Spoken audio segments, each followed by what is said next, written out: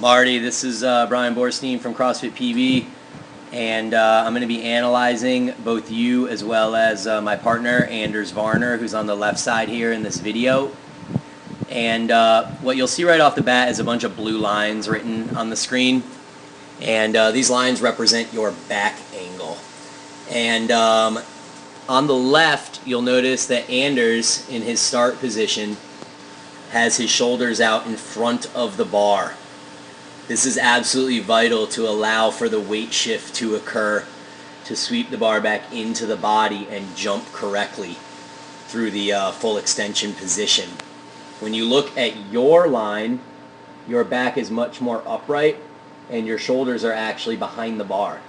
This also means that the weight is sitting in the back of your foot as opposed to sitting in the front. So the very first thing that we want to do with you is shift that weight forward. One of the cues that I always use with people is to think about gripping the ground with your toes like a bird would grip a tree branch with its claws. So this will ensure that the majority of your weight is distributed to the front third of your foot. And obviously it's difficult to see this with Anders, but you can see that his weight is distributed forward based on his shoulders being out in front of the bar. So if you look to the left, you'll see that Anders' back position as he comes up stays identical when he's just below or at the knee, represented by the second blue line. And then if you go over to your side and watch your back angle, as you come off the ground, the first thing that happens is your butt rises because you're already in your heels, and you get right there to about the same position that Anders is in, almost. However, your weight is still distributed too far back. At this point, we really want that weight to be forward, which is then going to allow you to sweep the bar back into your body to begin the jump position. So if we go back over to the left side, you'll see Anders, and then the third line here still is almost parallel to the other two, but as he continues to come up, the chest barely jumps as he's still driving through his legs. So you can actually see right now on the left side with Anders that his weight has now shifted to his heels. So right at below the knee, we still want that weight forward. Let's go back down real quick. So you can see here how his weight is still forward and his toes are firmly planted on the ground.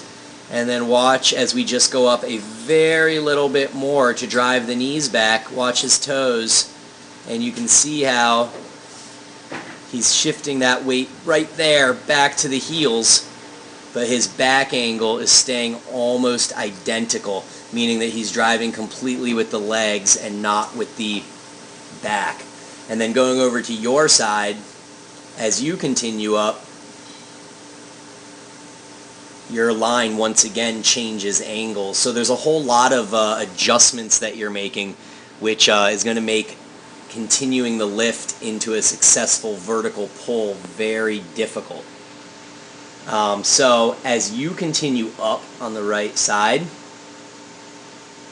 notice how the bar is coming in, and it's already at your hips, but your chest is already so far forward over the bar.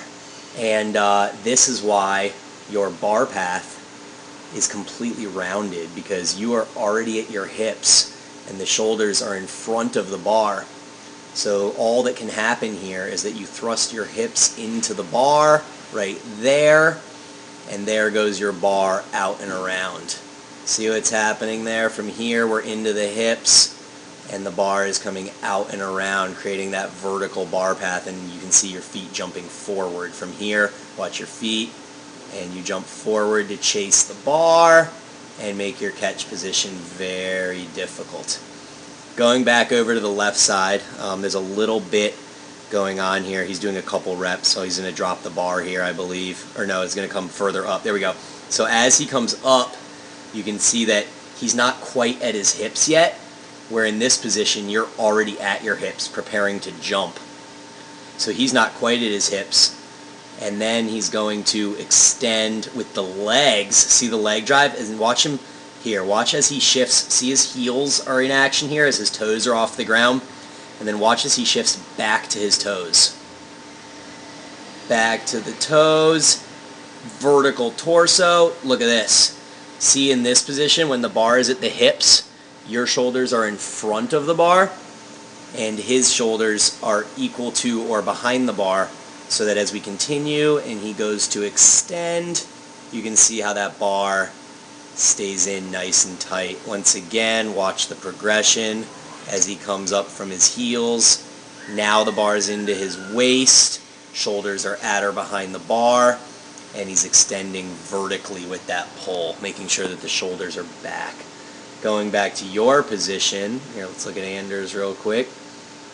So here's Anders, and he's bringing that bar into his body, and now he begins to extend. But look how Anders is still on his heels with an upright torso. And look at your position as you are here. Your torso is closed still, your hips are closed, and then you're slamming your hips into the bar, and we never really reach that vertical upright torso before you extend the bar out off of your hips. So going back to this, let's go back to the very beginning here on both sides.